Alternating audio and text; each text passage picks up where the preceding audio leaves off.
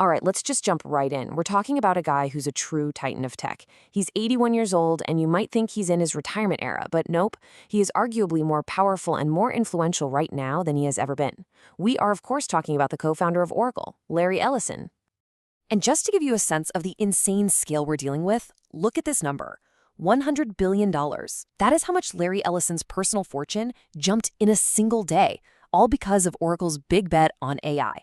It was a gain so huge, it actually, for a brief moment, made him the richest man on the entire planet. So that really brings us to the core question here, doesn't it? How is this even happening? How is the founder from the original wave of Silicon Valley not just sticking around, but actively building the future of, well, everything? Tech, media, even politics. Okay, so here's how we're going to break this down. First, we'll get into Oracle's absolutely wild AI-powered comeback. Then, we're going to see how Ellison basically made himself one of the chief architects of the AI revolution. From there, we'll look at a surprising move into Hollywood, his role as a massive power broker, and finally, what makes this guy tick, his lifetime addiction to winning. All right, part one, Oracle's comeback. You know, for a long time, Wall Street and the rest of the tech world had kind of written Oracle off. They were seen as this legacy company, old news, a dinosaur that totally missed the boat on cloud computing. Well, turns out Larry Ellison had other plans. And I mean, the shift is just staggering. A few years ago, you had the perception on the left, the old Oracle, lagging behind Amazon, behind Microsoft, just not a serious player in the cloud. But Ellison, he went all in on a completely new kind of cloud, one built from the ground up specifically for AI. And the result? The new Oracle on the right, an absolute star in AI infrastructure. And hey, don't just take my word for it. Look at the payoff. Oracle's stock has pretty much doubled in the last year or so, completely crushing the rest of the market. It's even outpaced a lot of the so-called Magnificent Seven tech stocks. So yeah, this isn't just a comeback story. It's a huge statement. Investors are betting big that Ellison's vision for AI is the future. So what is it that drives this constant, relentless push? Well, it's right here, in his own words. Ellison's competitive streak is the stuff of legend. For him, business isn't just business, it's a game. And this absolute addiction to winning is what fueled Oracle's entire reinvention. Now let's move on, because this is where it gets really interesting. Ellison didn't just save Oracle, he managed to place it at the absolute dead center of the AI revolution, making his company completely essential to all the biggest names in the game. Just let this number sink in for a second. $300 billion. That's the reported value of the cloud contract that OpenAI, the company behind ChatGPT, signed with Oracle. It is one of the biggest cloud deals in history, and just like that, Oracle became a key pillar of the entire AI boom. And right when you think the numbers can't possibly get any bigger, they do. This is the estimated price tag for a project called Stargate. It's a massive team-up between Oracle, OpenAI, and SoftBank to build the world's most powerful AI supercomputers right here in the US. This isn't just business anymore. This is a strategic national project, and Larry Ellison is right at the heart of it.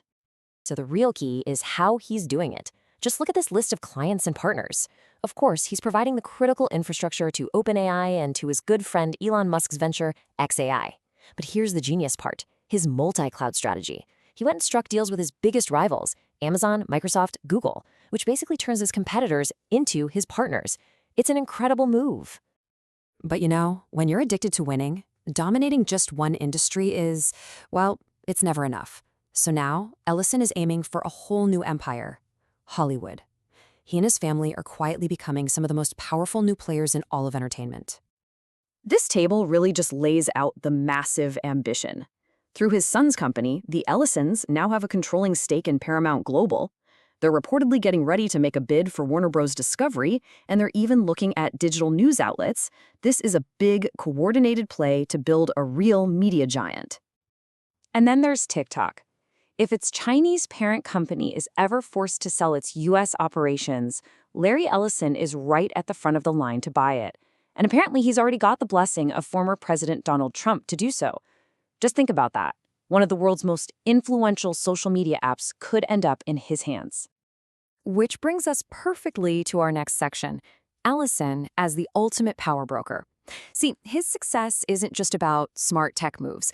It's about building these incredibly powerful relationships that cross over from the boardroom to the world of politics. This slide really shows you the two sides of that coin.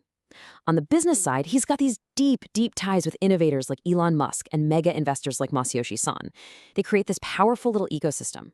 Then on the political side, he's never been shy. He openly hosts fundraisers for Donald Trump. And these two worlds, they feed each other. His political connections can help smooth the path for huge deals, and his tech dominance makes him someone that policymakers simply can't ignore. It's a masterclass in how modern power works. So what is the source of all this? This relentless, crazy ambition to dominate, not just tech, but media and politics at 81 years old. Well, to understand that, you really have to look at the man himself and the personal drive that has defined his entire life. This quote says it all, really. He was raised by relatives in a working-class Chicago neighborhood, and Ellison himself has said that his tough childhood is what gave him this lifelong hunger to prove everybody wrong. That chip on his shoulder basically became rocket fuel. And man, what a journey it's been. Just look at this timeline. He starts Oracle with just $1,200 in 1977. Fast forward a few decades, he buys his own Hawaiian island. And then, just this year, he briefly touches the title of the richest person in the world. It is a story of almost unbelievable audacity. And he lives his life exactly the way he runs his business, with absolutely no half measures. This is a guy who pilots his own fighter jets for fun. He's won the America's Cup, the biggest prize in sailing, twice. He's not just building a company, he's building a legend. And that daredevil streak you see here, it's the same high-risk, high-reward thinking that keeps Oracle on the cutting edge. So we end right back where we started. At 81 years old, an age when pretty much everyone else is long retired, Larry Ellison is at the center of the AI revolution. He's a new kingmaker in Hollywood, and he's a global power broker. He has reinvented himself and his company over and over again. And that really only leaves us with one question. What on earth is he going to conquer next?